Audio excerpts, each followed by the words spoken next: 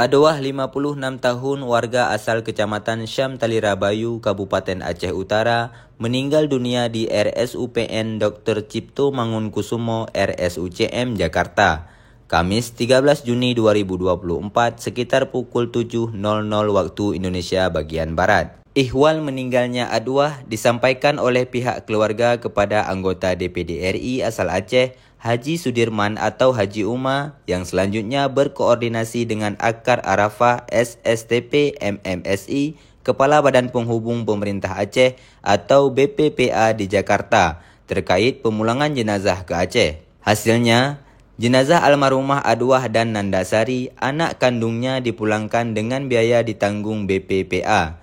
Jenazah tiba di Bandara Sultan Iskandar Muda, Blang Bintang, Aceh Besar, Kamis 14 Juni sekitar pukul 18.00 waktu Indonesia bagian Barat.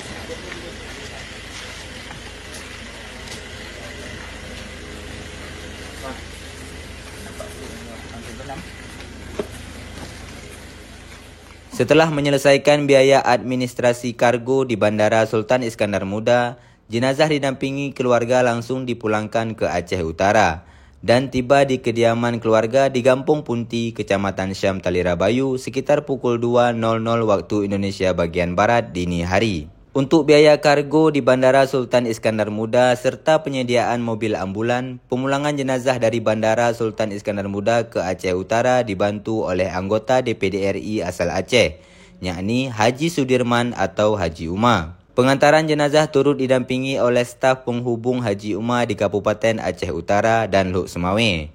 Setibanya jenazah di kediaman keluarga, disambut penuh haru pihak keluarga dan kerabat almarhumah serta warga setempat. Sementara itu, anggota DPD RI asal Aceh, Haji Sudirman atau Haji Uma, mengucapkan rasa terima kasih kepada Badan Penghubung Pemerintah Aceh (BPPA) yang telah membantu biaya pemulangan jenazah almarhumah Adwah dan anak kandungnya ke Aceh. Kami mengucapkan terima kasih kepada BPPA khususnya yang telah membiayai pemulangan almarhumah dan anaknya serta pihak lainnya yang ikut membantu pemulangan hingga tiba di kediaman di Aceh Utara, ucap Haji Uma.